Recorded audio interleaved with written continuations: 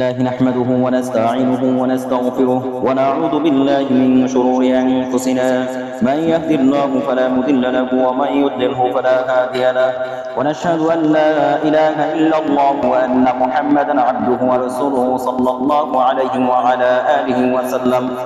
أرسله بالحق بشيرا ونذيرا بين يدي الساعة من يطع الله ورسوله فقد رشد ومن يعصهما فقد غوى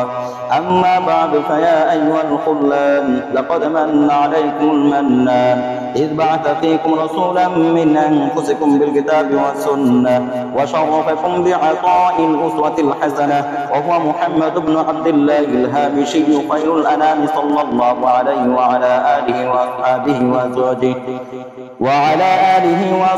وأصحابه وأزواجه وسلم فأحسنوا صوركم وسيركم آخذين بسنته وإياه وأطيعوا لقوله تعالى ما آتاكم الرسول فخذوه وما نهاكم عنه فانتهوا وقال النبي صلى الله عليه وسلم لا يؤمن أحدكم حتى أكون أحب إليه من والده وولده والناس أجمعين رواه الشيخان وعنه صلى الله عليه وسلم كل أمتي يدخلون الجنة إلا من أبى قيل من أبى قال من أطاعني دخل الجنة ومن عصاني فقد أبى رواه البخاري وعنه عليه السلام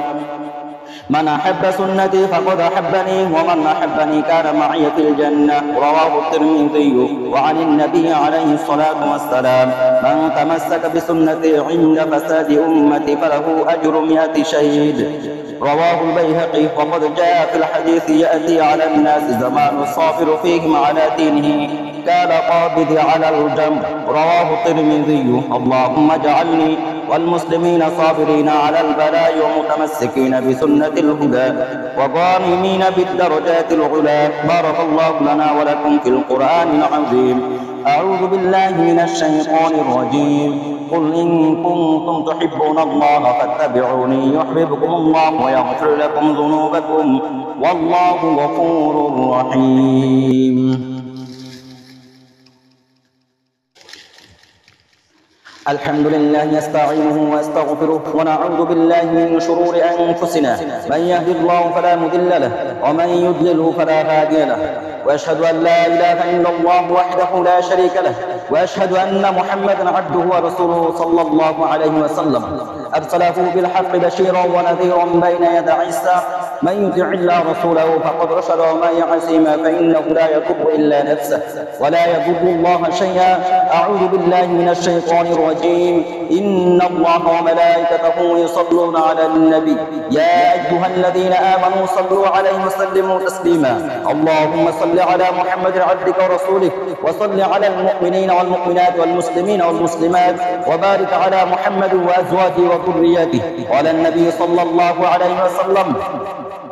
أرحم أمتي بأمتي أبو بكر رضي الله تعالى عنه وأشدهم في أمر الله عمر رضي الله تعالى عنه وأصدقهم حياء عثمان رضي الله تعالى عنه وأقدرهم علي رضي الله تعالى عنه وفاطمة رضي الله تعالى عنهما سيدة شباب أهل الجنة والحسن والحسين رضي الله تعالى عنهما سيدة شباب أهل الجنة والحسن والحسين رضي الله تعالى عنهما سيدة شباب أهل الجنة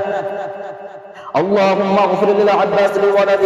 للعباس رضي الله تعالى عنهما